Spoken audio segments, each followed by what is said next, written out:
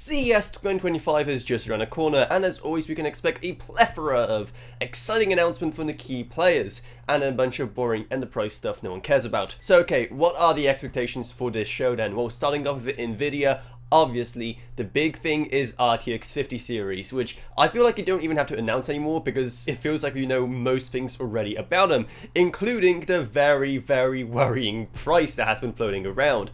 But obviously Nvidia have been teasing this for a while now, and of course we get all the details about how these cards actually perform, and also, how much we're going to have to pay for them precisely.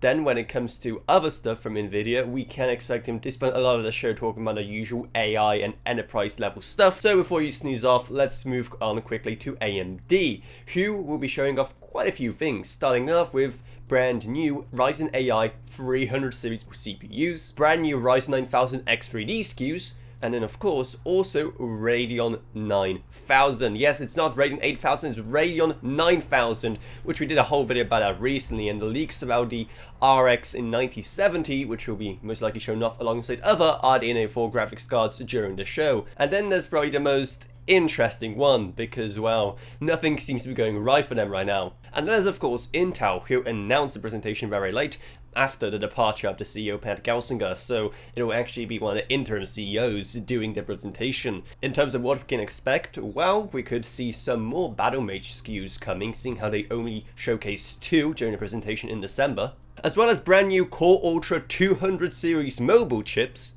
and also more budget desktop chips within the Core Ultra 200 family. Now, of course, just having cheaper CPUs in itself isn't too great when you only have expensive Z8 90 motherboards that have this brand new socket that these chips require, but don't worry, because more budget LGA 1851 motherboards are also set to be announced during the show, and of course, like usual, we'll be covering as many motherboards as possible on this very channel, so definitely subscribe so you don't miss that. So what are your expectations then for CES? Let me know down in the comments below, and maybe check out our Patreon as well, because we'll be covering CES live from Vegas, and that kind of costs a lot. Plus huge thanks to Gavin Burns, Just Rage, Ella Vroniak, Badr Voka, Patrick Harrison, not a pseudonym, Maxim, Ulcraft, and Level Up. But anyway, that's about it, so I hope you enjoyed this video. If you did, remember to subscribe, like whatever, and I'll see you all in whatever I make next.